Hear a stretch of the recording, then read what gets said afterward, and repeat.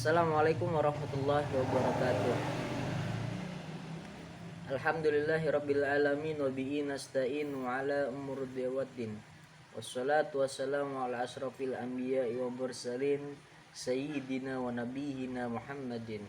Allahumma salli wa sallim wa barik ala sayyidina Muhammad wa ala ali sayyidina Muhammad. Yang saya hormati dosen pengampu yakni Bapak Irwansyah MPD, dan yang saya hormati teman-teman yang semoga dilancarkan selalu semua urusannya. Pada kesempatan kali ini saya akan mempresentasikan yaitu tentang pembelajaran literasi membaca. Pentingnya pembelajaran literasi membaca. Literasi adalah kemampuan dasar yang harus dimiliki oleh setiap individu. Ada 6 jenis literasi dasar yang harus dikuasai, yaitu literasi membaca dan menulis, literasi numerasi, literasi sains, literasi finansial, literasi digital, serta literasi budaya dan kewargaan. Setiap jenis literasi ini memiliki peran masing-masing dalam kehidupan dalam konteks pendidikan. Menerapkan literasi dasar menjadi hal yang sangat penting. Bagaimana dimiliki sebelum mempelajari materi yang lebih kompleks. Dengan menguasai literasi dasar, siswa akan mampu memahami materi yang diajarkan dengan mudah dan mampu mengaplikasikannya dalam kehidupan sehari-hari. Berikut adalah beberapa langkah yang dapat dilakukan oleh guru untuk menerapkan literasi dasar dalam pembelajaran. 1. Menciptakan lingkungan pembelajaran yang kondusif. Guru harus menciptakan lingkungan pembelajaran yang kondusif bagi siswa. Hal ini meliputi pengaturan ruang yang baik, pencahayaan yang cukup, dan suasana yang nyaman. Dengan lingkungan yang kondusif, siswa akan merasa nyaman dan fokus dalam belajar. 2. Menggunakan metode pembelajaran yang efektif. Guru harus menggunakan metode pembelajaran yang efektif dalam sesuai dengan materi yang diajarkan.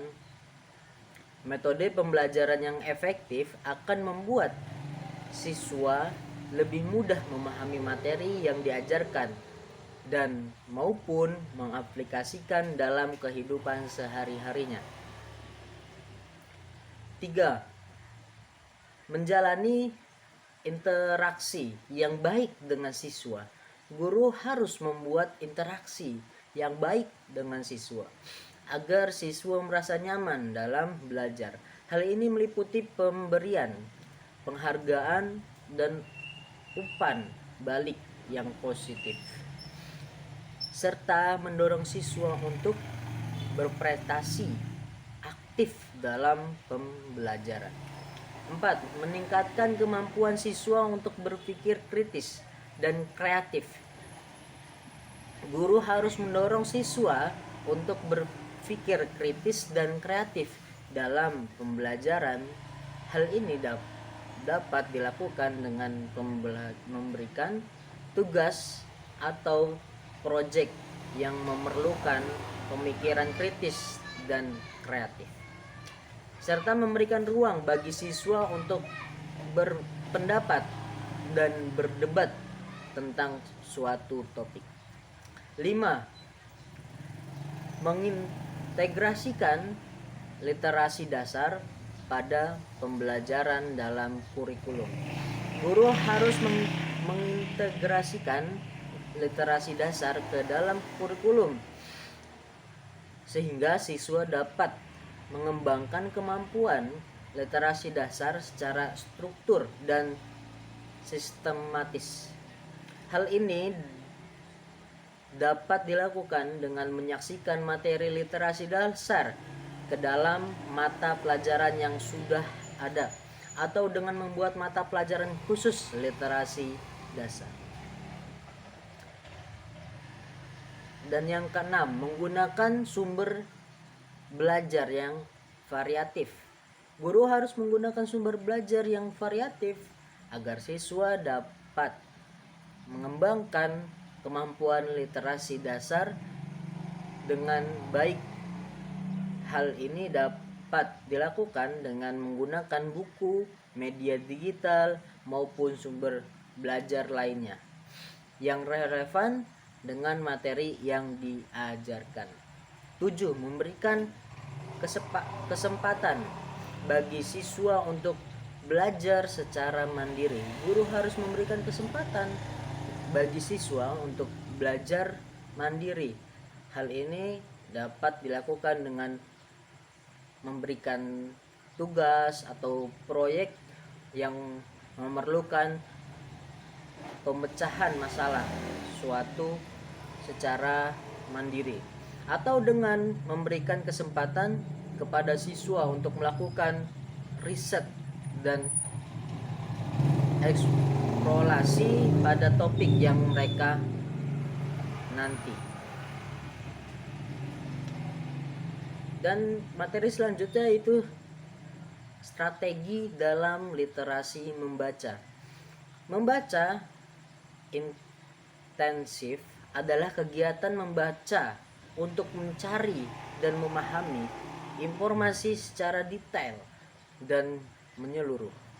Dalam kegiatan membaca intensif terdapat 3 kegiatan, yaitu kegiatan prabaca, kegiatan baca, dan setelah membaca. Dalam kegiatan prabaca, bahwa guru harus dapat memotivasi siswa melalui kegiatan yang dapat menarik perhatian mereka. Di bagian membaca, guru mengarahkan siswa untuk lebih memutuskan perhatian pada bagian-bagian bacaan yang berkaitan dengan berpikir kritis untuk membuat kesimpulan bacaan. Lalu di bagian akhir, peserta didik diminta untuk merangkum dan menyimpulkan bacaan yang telah dibaca. Agar lebih efektif, terdapat beberapa strategi untuk melakukan kegiatan membaca intensif. Berikut ini terdapat 9 strategi yang mana membaca insentif dalam pembelajaran yang nantinya dapat diaplikasikan oleh para pendidik bagi para peserta didik ya. Yang pertama, ada strategi memprediksi isi bacaan. Strategi memprediksi isi bacaan membantu pembaca untuk menghubungkan pengetahuan yang dimiliki untuk memahami topik, sehingga para pembaca menghubungkan proses apa yang sudah diketahui dengan materi baru yang ada di dalam bacaan. Memprediksi isi bacaan dilakukan berdasarkan kunci bacaan, semisal gambar, ilustrasi, subjudul, dan plot. Dan yang kedua, strategi skimming dan scanning. Skimming yaitu membaca sekilas, dan scanning yaitu memindai. Adalah sebuah teknik membaca cepat. Skimming adalah teknik membaca untuk mengetahui isi sebuah bacaan, dan scanning adalah teknik membaca untuk mendapatkan informasi khusus. Skimming dapat dilakukan saat prabaca, dan scanning bisa dilakukan hanya untuk mencari jawaban. atas sesuatu tanpa harus membaca bacaan secara keseluruhan. Yaitu yang ketiga, strategi gambar dan keterangan. Strategi ini untuk memahami bacaan dengan cara melihat dan menuangkan isi bacaan dalam gambar atau ilustrasi, ditambahkan sedikit tulisan guna memprediksikan gambar atau ilustrasi tersebut. Strategi ini dapat diimplementasikan pada kegiatan prabaca dan prascabaca. Strategi kosakata bisa diaplikasikan saat prabaca dan prascabaca. Strategi kosakata ketika prabaca akan mengaktifkan skema untuk mengetahui sejauh mana siswa telah mengetahui istilah sulit, memahami sebuah topik, bahasan, atau konsep. Sedangkan penerapan pada prascabaca dapat menggunakan flyer model untuk mencetak pemahaman siswa terhadap istilah sulit atau konsep tertentu. Strategi masalah solusi. Strategi ini adalah strategi membaca intensif dengan memahami isi teks bacaan dan pengalaman nyata terkait teks untuk dapat mengkonstruksi pemahaman antara keduanya. Strategi ini mempermudah pembaca untuk memahami teks dengan mudah dan akurat. Manfaat teks ini yaitu membantu mengidentifikasikan masalah dan mempertimbangkan berbagai solusi dan kemungkinan hasilnya. Strategi selanjutnya yaitu strategi membaca dialogis. Strategi ini berorientasi interaktif oleh guru kepada peserta didiknya. Setelah peserta didik membaca sebuah teks, guru menjadi fasilitator dengan dialog dan mengajukan beberapa pertanyaan kepada siswa untuk menganalisis lebih dalam sebuah teks bacaan.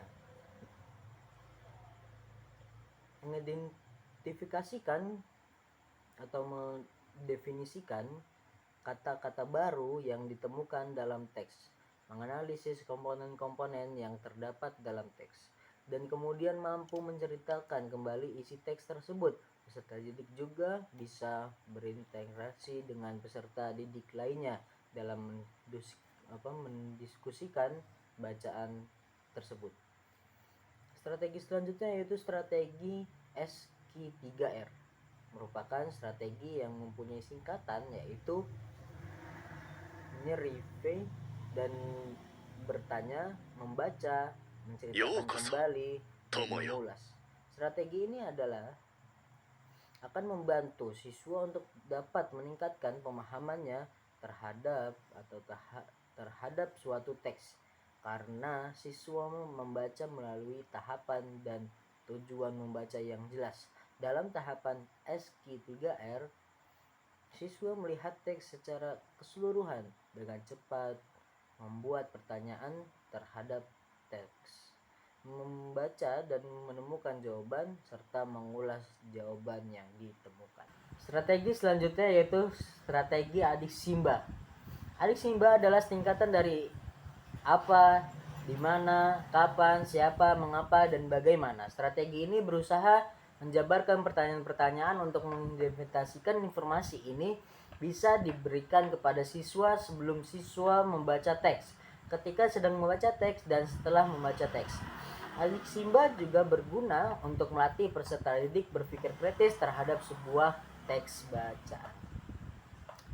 Strategi berpikir, berpasang, dan berbagi. Strategi berpikir mengajak peserta didik untuk memikirkan sebuah pertanyaan atau isu penting, bekerja berpasang dengan teman lainnya, dan membagikan hasil diskusi dengan teman sekelas mereka. Jadi itulah beberapa strategi membaca intensif yang dapat dilakukan untuk mengoptimalkan pembelajaran dan meningkatkan kecakapan literasi pendidik peserta didik. Strategi-strategi tersebut dapat diimplementasikan oleh tenaga pendidik manapun, orang tua dalam pembelajaran baik di sekolah maupun di rumah. Materi selanjutnya yaitu peran orang tua dan guru. Yang pertama ada orang tua. Sebagai orang tua, menjadikan model yang paling penting untuk membentuk kebiasaan anak-anak mereka. Diharuskan untuk menjadi contoh yang baik dengan membaca buku di depan anak-anak.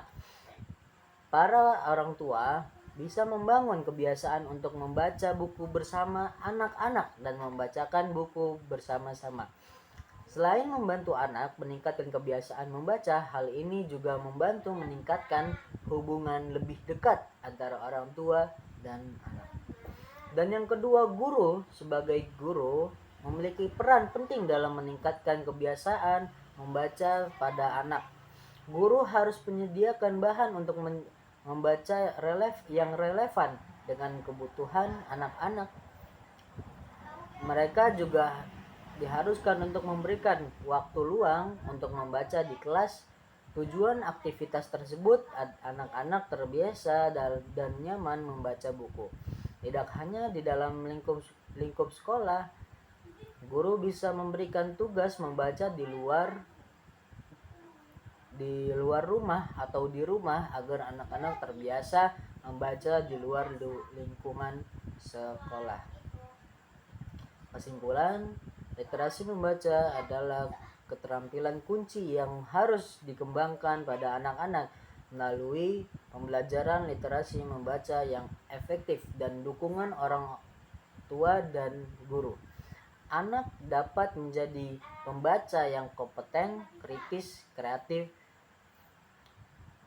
membantu mereka dalam menghadapi tuntutan masyarakat modern yang meningkatkan peluang pendidikan dan karir mereka di masa depan. Oleh karena itu penting untuk memberikan perhatian serius terhadap pembelajaran literasi membaca di dalam pendidikan anak-anak.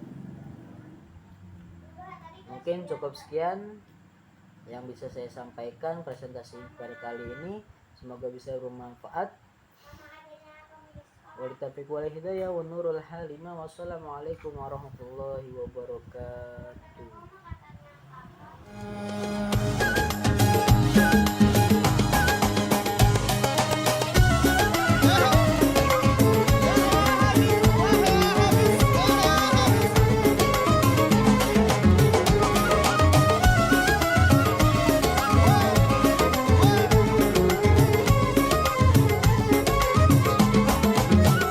رحمة المولى